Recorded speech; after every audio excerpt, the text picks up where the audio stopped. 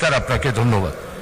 আমাদের হাউসে সাউন্ড সিস্টেমটা, আমরা তো আরো 2বার পার্লামেন্টে এসেছি, আপনিও আরো 3বার পার্লামেন্টে এসেছেন, তো এত বড় একটা বোঝা মাথার উপরে দিয়ে আমরা এখানে এই 1 ঘন্টা 2 ঘন্টা বসা সবার জন্য কষ্টকর হচ্ছে।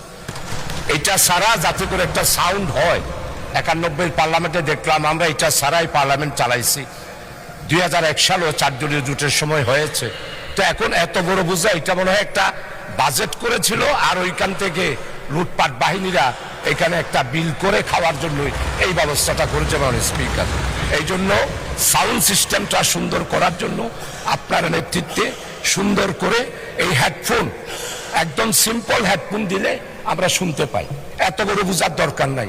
আর এটা হেডফোন ছাড়াও পার্লামেন্টের সাউন্ড সিস্টেমটা আধুনিকায়ন করার জন্য আপনার পক্ষ থেকে এইখানে ব্যবস্থা করলে খুশি হব।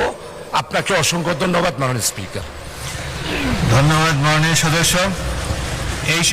এই সুযোগে আমি আমার এলাকাবাসী ভোলার লালমোহন এবং তজুমউদ্দিনের সাধারণ মানুষকে ধন্যবাদ জানাতে চাই। আমার তেমন কোনো গুণ না থাকা সত্ত্বেও তারা পরপর 7 বার আমাকে জাতীয় সংসদের সদস্য হিসাবে নির্বাচিত করেছেন। আমি তাদের কাছে কৃতজ্ঞ। আপনি যেটি তুললেন এই বিষয়টি আমরা বিবেচনা করে দেখব।